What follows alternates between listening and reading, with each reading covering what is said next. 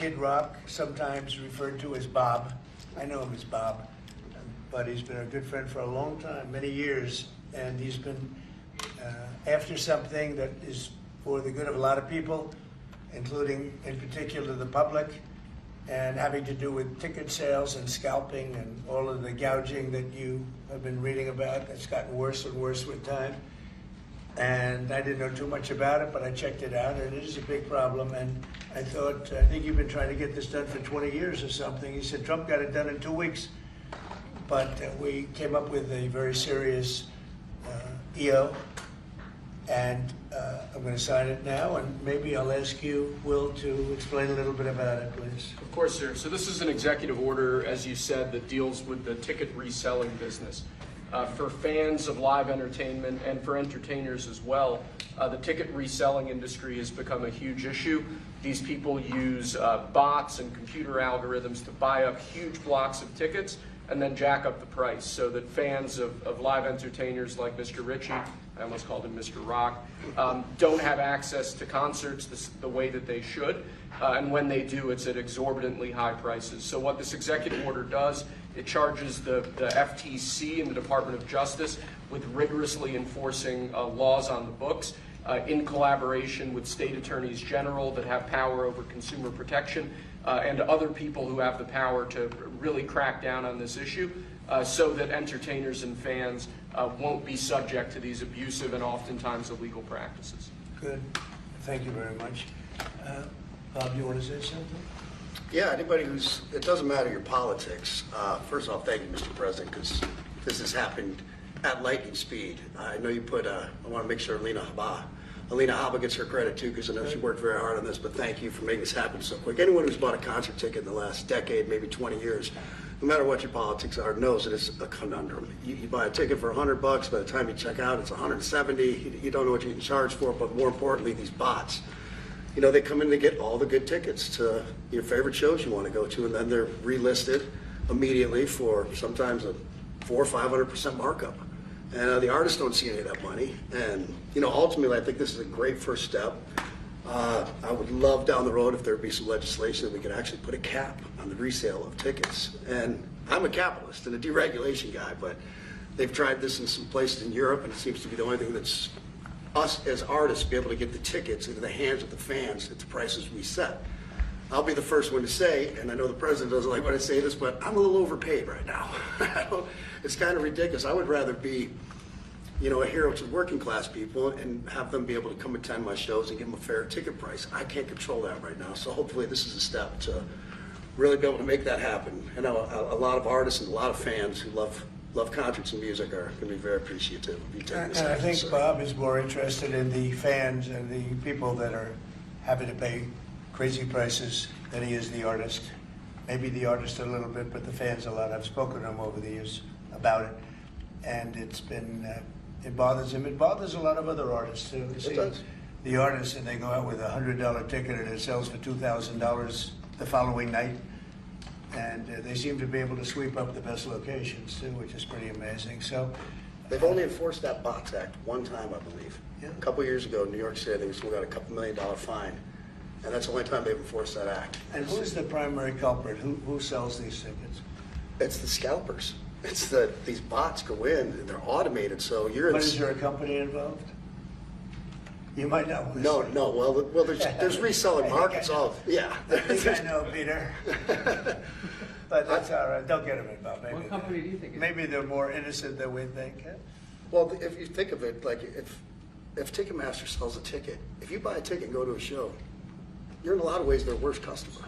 Because they make another 17, whatever percentage every time that ticket resells. So they don't want to enforce the Bots Act necessarily because they're making more money off it. No, the artists don't see any of that money, but that's not what I'm advocating for, is for me to make more money. I want the fans to have fair ticket prices, be able to go and enjoy more shows. I know people that they decide on a family vacation or going to their favorite concert once a year rather than, you know, my parents used to go see multiple shows when you could afford them back in their day.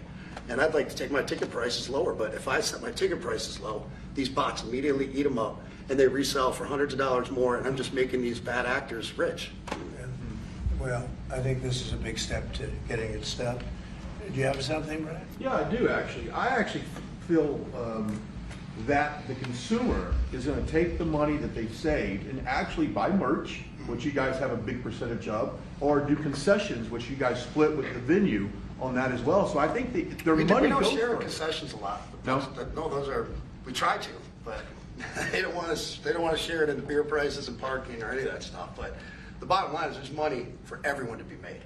There's plenty of money to go around. You know, no one's going to really lose here. You know, Ticketmaster, if we can get a cap, they're going to lose some money. But I've already talked to CEO Michael, and he's given me his word. He's on board for it. I was talking to Jacoby with Papa Roach earlier, and by the way, he's a big fan of what you're doing, President Trump, digging into this whole scalping and the bots. A lot of musicians, you can say that, they're with Kid Rock, sir. Good. On this, I think so. without a doubt. A lot of people are. President Trump, would you ever wear a jacket like that? I don't know. I was thinking about doing it for tomorrow. We have a big event coming up, and I was thinking about doing it, but I'm not sure. So you recently bought a Tesla for White House staff I did. to use, but now there's all these domestic terrorists targeting Teslas. Are the staff scared to drive it? I don't think so. I haven't heard. They were complaining. I did buy one, and I let the staff use it. We have it parked conveniently, and one day we give it to Margot, one day we give it to Chamberlain, give it to Natalie, we give it to everybody around, give it to Dan Scavino, but he's got so much money it doesn't matter. But they love the car, and it's a great car, and it's made here, and it's made in the country. He's got a tremendous plant now in Texas, and he has one in California. Does a lot of his work here, and he's been really unfairly treated, in my opinion. I drive one. And Yeah. there's this other story, I know it's hypothetical right now, but if you were allowed for some reason to run for a third term, is there a thought that the Democrats could try to run Barack Obama against you I'd love for that. his third term? Boy, I'd love that. That would be a good one. I'd like that. No, people are asking me to run, and there's a whole story about running for a third term. I don't know. I never looked into it. They do say there's a way you can do it, but I don't know about that. But I have not looked into it. I want to do a fantastic job. We have 4 years, just about, almost close to 4 years. Time is flying, but it's still close to 4 years, and we're getting a lot of credit for having done a great job in the first almost 100 days. And we have some big things we're going to be announcing over the next 2 days, and you know very well, Peter, and I think it's going to be something that's going to bring a lot of wealth back to our country, tremendous wealth back to our country, actually. And other countries are understanding it because they've been ripping us for 50 years, longer, but they've been ripping us off for years, right from the beginning. And I think this is going to be an amazing, I call it a lot of different names, but it's really, in a sense, it's a rebirth of a country, because how we could have afforded to do what we did. We help everybody, and they don't help us. The term I like best probably is the liberation of America. It's a liberation of this country, because it's incredible. Look, we have 36 trillion in debt for a reason, and that accumulates over a long period of time. So I think what you're going to be seeing over the next couple of days will be very inspiring to a lot of people. You know, they had a lot of auto plants being built in a certain country. I don't want to mention the country because we get along great with the country, but those plants aren't being built there anymore. They gave them up today and yesterday, day before, and they're building them all now in the United States. And we have many examples, not only auto plants, chip companies from Taiwan are coming in. The biggest, Mr. Wei, he's big. I said, you are a smart guy, aren't you? I've been reading about him over the years, but he controls a large portion of the chip business, as you know. You don't get smarter. They're going to be investing $200 or $300 billion. Apple's investing $500 billion. You know, they always built their places in China. Now he's building here. I think because of you speak to Tim Cook, because of the election, but maybe more importantly because of the tariffs. You know, he's got really an obligation to do it. But we have many, many companies that you haven't even heard of. But I think we'll be at $5 trillion very soon. And if you think about this, we've never been anywhere near that. I don't know if we've ever been at $1 trillion. What do you mean by that? We're 500. What do I mean by trillion? 5 trillion. What are you referring to, sir? I think that we're going to be at $5 trillion of investment. I think you're going to have investments very shortly. We're already 3.5, and we have commitments, verbal commitments for a lot more. And numbers like that have never been done in this country. And it's going to get harder. This is in 2 months. It's really in less than 2 months, because since we've really gone out with it. And we have other interesting things happening. But to me, the whole tariff situation, and essentially they've done that to us for many years. So if we're anywhere near 5 trillion in 2 months, this could be numbers like the country's never seen. And every time you hear a dollar spent, that's another job, because the jobs are coming with it. So auto plants, chip plants, pharmaceuticals, lumber coming in. We have things happening in this country. I'm not sure that they've ever seen it. Steel, we have tariffs on steel.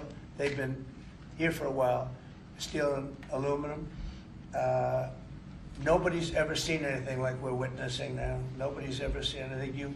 Most of you agree with that. I mean, it's nothing much you can't agree with. We have things happening in terms of jobs and investment, the likes of which I don't think we've ever seen. If you look at, let's say, $4 to $5 trillion in a period of a month and a half, that's even more than you do with your concerts, which are always sold out, right? Nobody's ever seen numbers. And think of it, where Apple's at 500 billion, as I said, but they always used to spend that money in China. Now they're spending it here. That means they're going to build. Now, they don't have any tariffs. Remember, there are no tariffs if you do your product here, if you build whatever it is in the USA. One of the things we're also trying to get is if you buy a car that was built in the USA, you get a deduction on interest. So if you go out and borrow money to buy a car, if it's built in the USA, never been done before, it's a big deduction for people that really aren't used to deductions, frankly, because people that buy cars like that are not big into the world of deductions, and now they're going to learn about deductions. So I think it's going to be great. Yeah. Mr. President, are you going to move ahead with a universal tariff or different individual tariff rates on a whole variety of different? Well, you're going to see in 2 days, which is maybe tomorrow night or probably Wednesday. You're going to see, and they're reciprocal. So whatever they charge us, we charge them, but we're being nicer than they were. We have a lot of countries, friend and foe. I always say friend and foe, but the friend in many cases is worse than the foe. They took advantage of us, and we are going to be very nice by comparison to what they were. The numbers will be lower than what they've been charging us, and in some cases maybe substantially lower, but we sort of have a world obligation perhaps. But we're going to be very nice. Relatively speaking, we're going to be very kind. Mr. President, you met with the chairman. Somebody said that about me the other day. He said, who doesn't know me very well, they said, "You're such a kind person." And I said, "Say that again." They said, "You're a kind person." I said, "I've never heard that before." It was a weird statement. I was kind. Who said that? I've heard of words that, I don't know, I better not tell you. I've been called a lot of things, but it's sort of a different kind of a word. It's like an old-fashioned word, isn't it? Mr. President, you met with the chairman of Stellantis today. Did Yes. he ask you for a pause on the auto tariffs? No. What was that meeting about? Just about some of the problems they have with the environmental, which we're going to clean up. Have any of the automakers... We're going to probably go back to 1920. If you look, we're going to go back probably to a 2020 standard. So we'll have 2020 standard, and that's just a few years ago.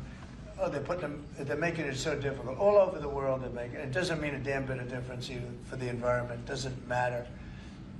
They make it impossible for people to build cars. So we're going to be doing much different. 2020 is a strong standard, but they've taken it to a level now that makes it very difficult to build a car. So we're going to be bringing it back to a standard that is a very good environmental standard, but it makes it possible to build a car. Have you heard any concerns from the automakers, though, about the tariffs on parts that will go into effect over the coming weeks, about what that's going to mean for the price of... Well, I gave them a big break for a month. I didn't charge them anything, for a big month, for that first month, and they brought a lot of material into this country because they could bring it in without tariff.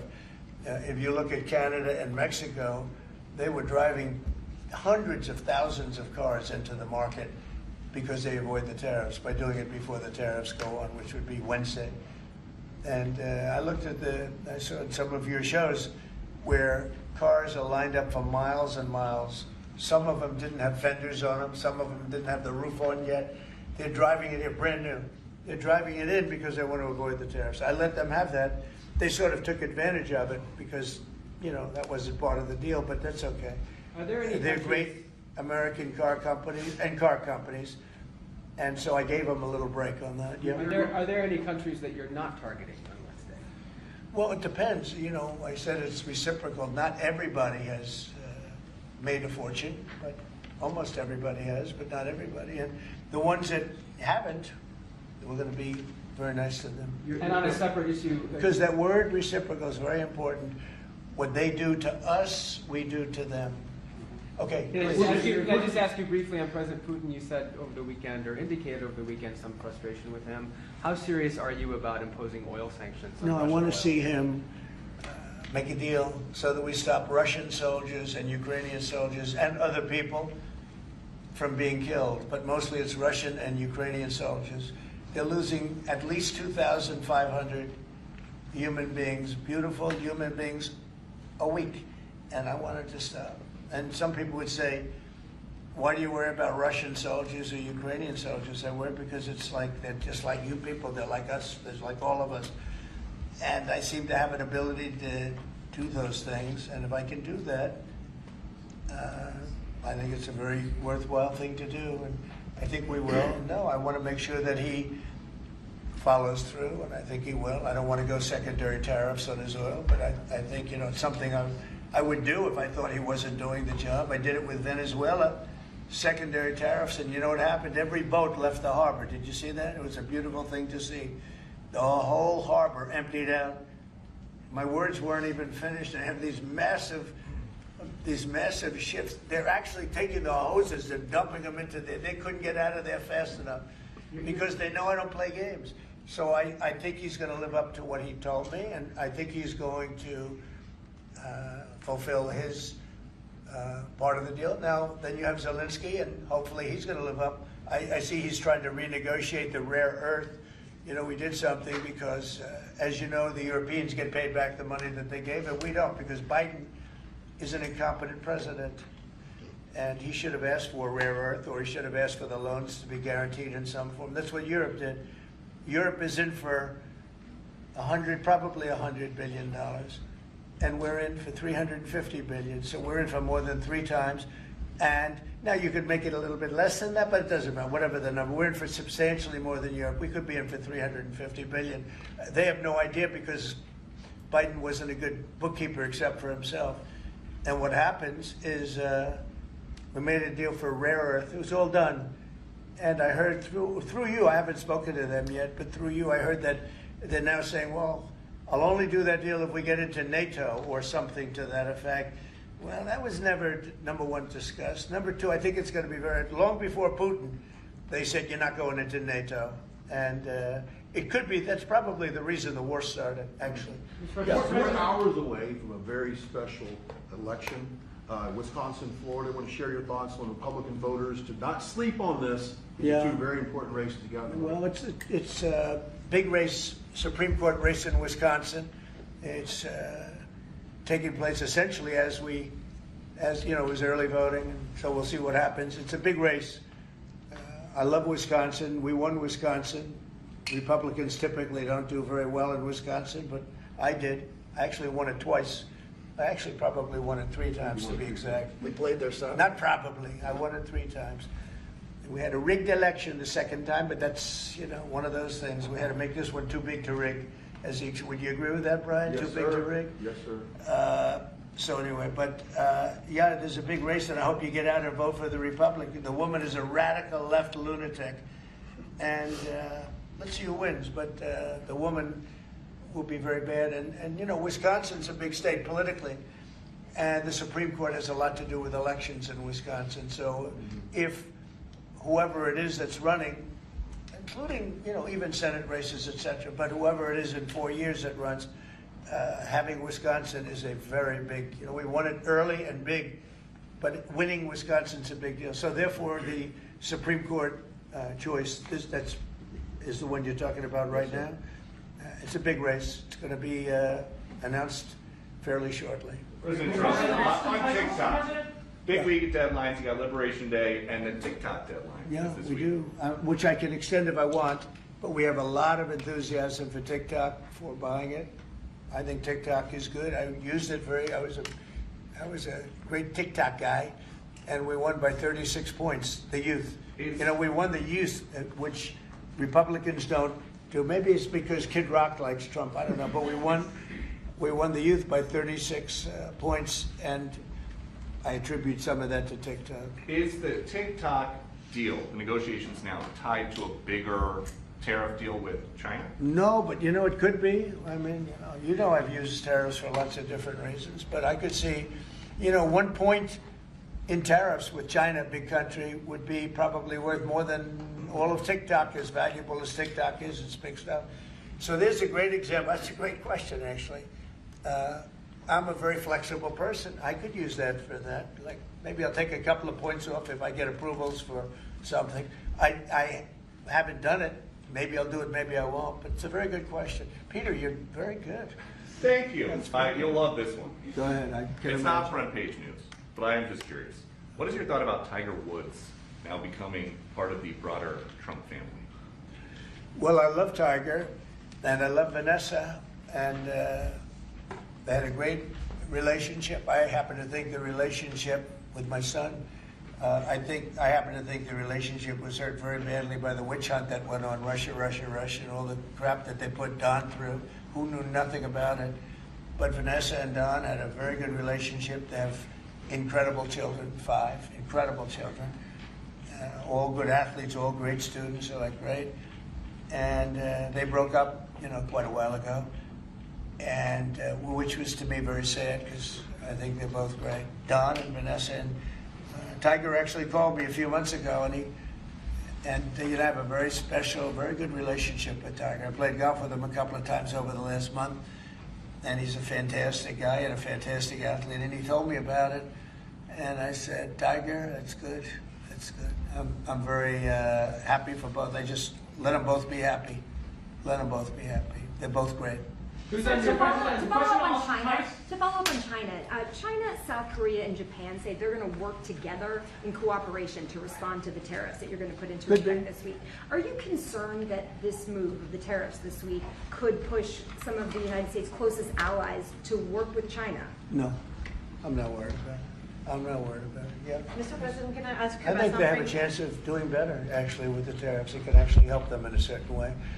And I think a lot of them will drop their tariffs because, they've been unfairly tariffing the United States for years. And if you look at the European Union on cars, the European Union already dropped their tariff down to 2.5%. It was announced a couple of days ago, which is what which is a very small tariff.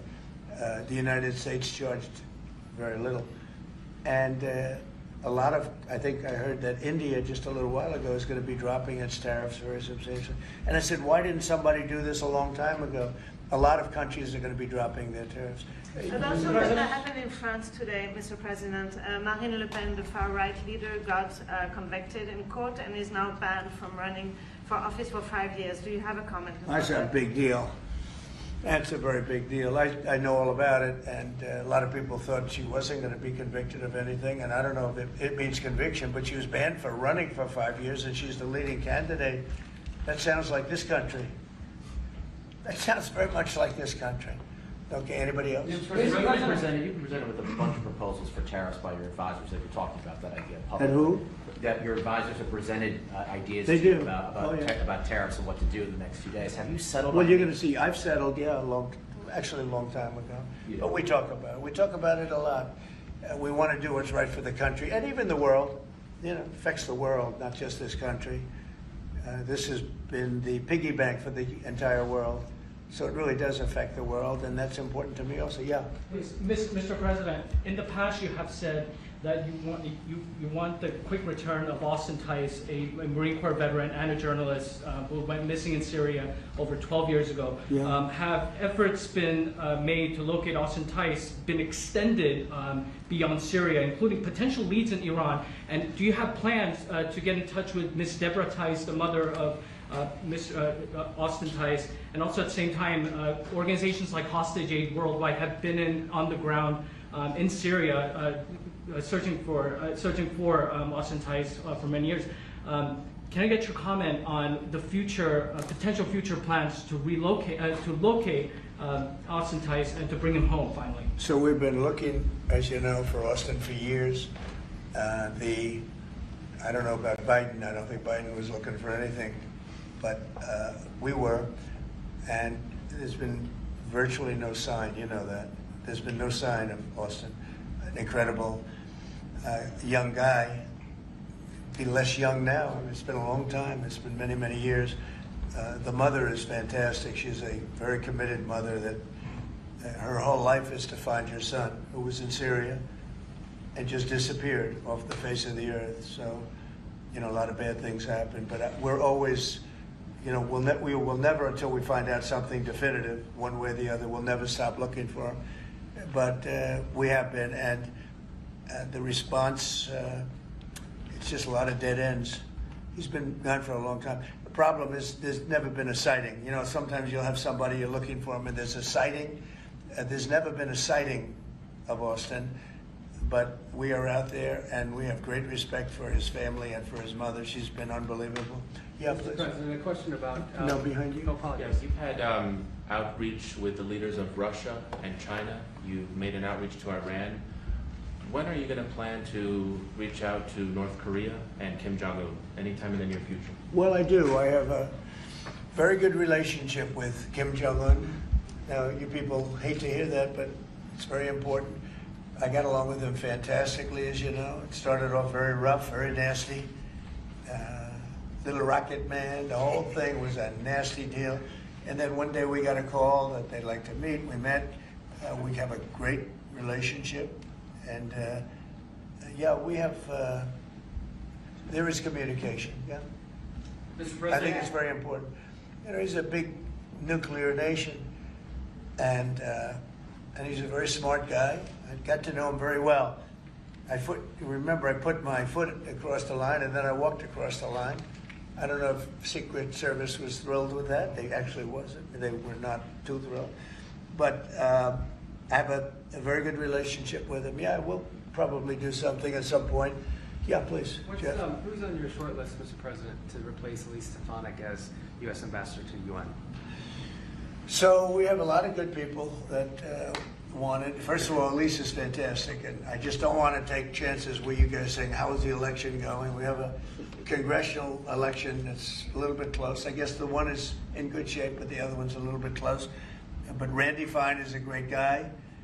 They're both good candidates. They're very good. But it's, you know, a little bit, we want to be careful. And Elise is very popular in her district, and so am I. We won by a lot of points, and so did she. And there's a lot of people that wanted to run for it, but we have no idea, are they going to win it? I think it's just security. And I said, Elise, what about going back? Because they love you there, and she's going to take a big leadership position with Mike Johnson and the group, the speaker. And I can tell you that for the replacement, we have a lot of people that have asked about it and would like to do it. David Friedman, Rick Grinnell, and maybe 30 other people. Everyone loves that position. That's a star-making position. And so we'll see what happens. But we have a lot of people that are interested in going to the United Nations, as you can imagine. Yeah. Just want to get a quick music question. Favorite song to play live is what? And then my question for you, Mr. President, your favorite rally you did last year, 2024. What was your favorite one? Favorite song to play live? Yeah, favorite song to play live. Oh, that's a tough one. It'd have to be one of the hits, probably Cowboy or Ball with the Bar. There's a song that I've played every night that was never a singular hit that I probably should not say the words to in this office right now. I think for you, Mr. You never met a certain By the person way, like his me. rallies are amazing. He does great and gets big crowds. He's really a star when it comes to that. He is a very talented guy. I would say maybe Madison Square Garden. Yeah. Because anybody that was there, the owner of the garden, Jim Dolan, who's, you know, to me always been terrific. He said this, he's never seen anything like it. We had when you announce Madison Square Garden, you know, it's a big arena, but we sell out big arenas. We sold out in Milwaukee. We sold out at every big arena. We never had empty seats. It's amazing. They talk about Bernie Sanders gets 2,000 to 3,000 people. Everyone said, these crowds, I get 107,000 people in New Jersey. In Butler, PA, we had over 100,000 the second time. We had 55,000 the first time. We have big crowds. I would say Madison Square Garden because I grew up in New York and the Garden is great. Jim Dolan treated us well, but everybody said they, because I think I could have filled it up 10 times. We had hundreds of thousands of people that were stacked all the way back to the Hudson River and on the other direction, back to Fifth Avenue. Nobody's ever said, I don't mean with a line, I mean like 50 deep, this way. The streets were closed, the whole thing, it was crazy. And when you take that, you know, you want to do well at Madison Square Garden. You don't want to have empty seats. But we could have sold it out, Brian, 10 times, and everybody knew it. And I think we got a good indication that that's where the election was going. And we won every swing state, and we won by millions of votes. It was a great election, yeah. Mr. President, the U.S. military transferred 17 individuals to El Salvador overnight. Did you discuss with your team whether these deportations would run afoul of any recent court orders? No, I do want to thank, however, the president. He has been unbelievable, and you know, in relation to us.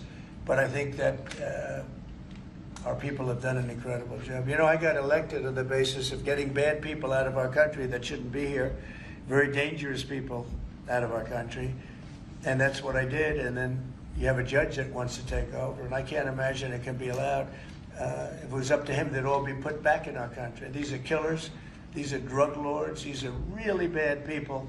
But I want to thank the president of El Salvador because he's done an amazing job. You saw it. Yeah. Elon Musk's special government tenure is coming to an end, 130 days, I think another month. Yeah.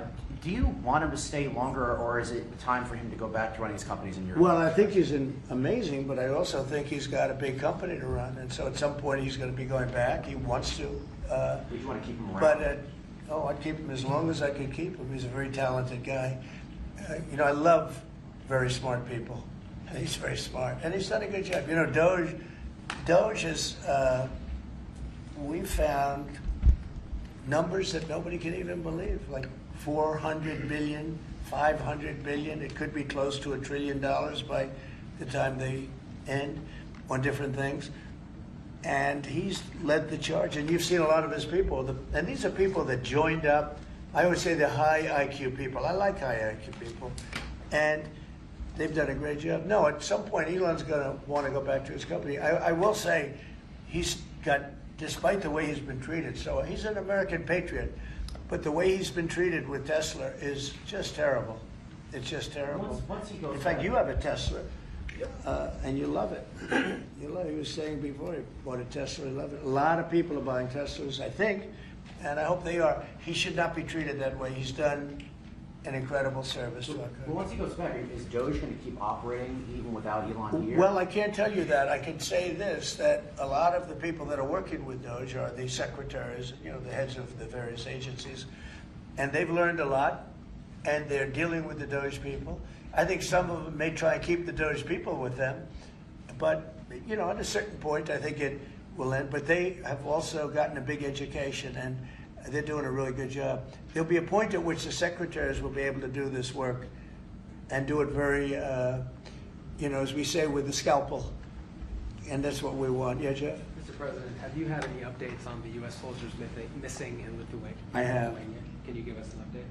So 3 are no longer with us, and 1 is unfortunately probably in the same category, but they haven't declared that yet. It was a very heavy truck, like a toy, but I mean really heavy, that lifted the heaviest equipment, and it would seem that the bank of the lake collapsed. You know, the weight is so big, and it was at night, and it was very cold weather, and ice, a lot of ice, and it's possibly slipped, and the weight is so enormous of this thing. It's a massively heavy vehicle, and if they slipped a little bit, that's probably what happened, and it flipped. And 3 are gone. and one is missing. On a separate topic, follow up on immigration. Did you see the video of the Tufts University student who was taken off the street by ICE agents last week in hoodies and masks? There's been a lot of criticism of that. Are you comfortable with how that was handled? Well, I haven't really looked at it in any detail, but I will. I mean, I have seen it quickly, but not, I wouldn't want to comment on it. Yeah, please. Yeah, Mr. President, would you be able to confirm recent reporting that you are making plans to go to Saudi Arabia next month? And if so, why is Saudi Arabia so important?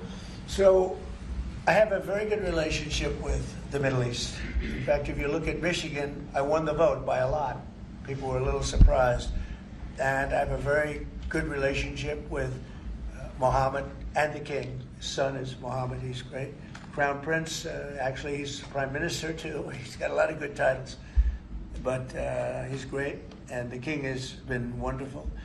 And if you remember, last time I went to Saudi Arabia, I put him first on the list because they agreed to buy $450 billion worth of American goods, military and otherwise.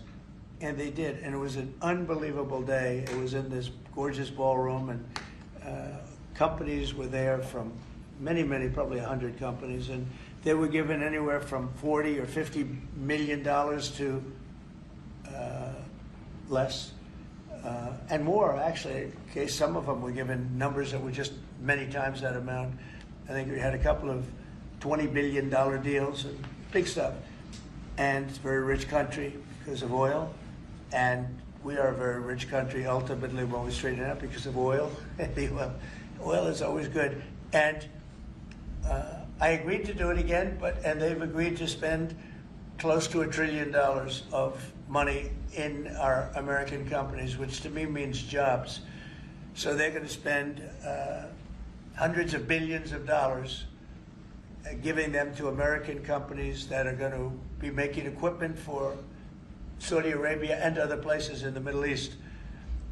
And for that, I think it's worth it. I did it last time, $450 billion, and the press was there. It was one of the most unique days I've ever seen, where companies would get up and you're getting $20 billion. They named the company, and the chairmen were all there, every chairman and top person in the company. You remember that, Peter? I don't know if you were there. You might be too young for that. I was on the Democratic campaign trail at the Oh, time, that so I was missed boring. This was a much better deal. But it was amazing, actually. It was an amazing day. We sold and we partook in $450 billion worth of investment into American companies. And they announced the company, the amount of money, $1 billion, $5 billion, $25 billion.